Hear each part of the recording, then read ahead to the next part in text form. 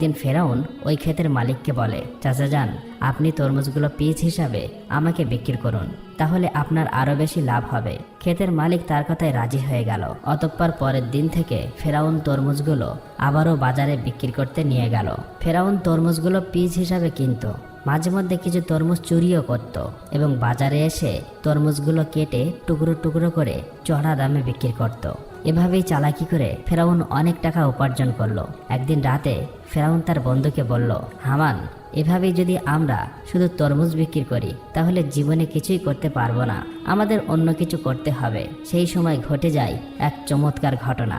মিশরের বাদশাহ তার সেনাবাহিনীর দ্বারা দেশের মধ্যে একটি বিজ্ঞপ্তি জারি করে। সেনাবাহিনীরা বিভিন্ন জায়গায় গিয়ে বলে, এত দ্বারা জানানো যাইতেছে যে মিশরের কবরস্থানে একটি দারোয়ান প্রয়োজন।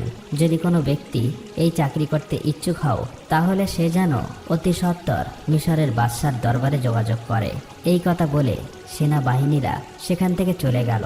এই সমস্ত কথা প্রত্যক্ষ পরোক্ষভাবে শ্রবণ করার পর ফেরাউন তার বন্ধুকে বলল, হামান, চলো আমরা রাজ দরবারে যাই। হামান বলল, আমার মনে হয় এটা সম্ভব হবে না। তখন ফেরাউন বলল, এই কাজ হাতছাড়া করা যাবে না, চলো আমরা একবার চেষ্টা করি। অতঃপর ফেরাউন ও হামান দেরি না করে সাথে সাথে মিশরের রাজ দরবারে হাজির হলো। মিশরের বাদশাহ তাদেরকে জিজ্ঞেস করলো, তোমরা কে আর কি চাও? তখন ফেরাউন করজোরে অনুরোধ করে বলল, আমি মুসাফির, ভিন দেশ থেকে এসেছি, আমি খুবই অভাবী।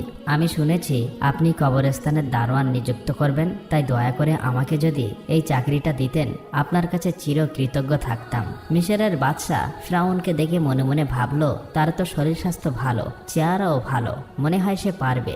এই ভেবে ফেরাউনকে কবরস্থানের দারোয়ানের চাকরিতে নিযুক্ত করলো। পরের দিন থেকে ফেরাউন মিশরের কবরস্থানে দারোয়ানের চাকরিতে নিযুক্ত হলো। দিনরাত ফেরাউন কবরস্থানের সামনে দাঁড়িয়ে থাকে, আর পাশেই একটি ছোট্ট ঘরে তার বন্ধু হামান ও ফেরাউন একসাথে বসবাস করে।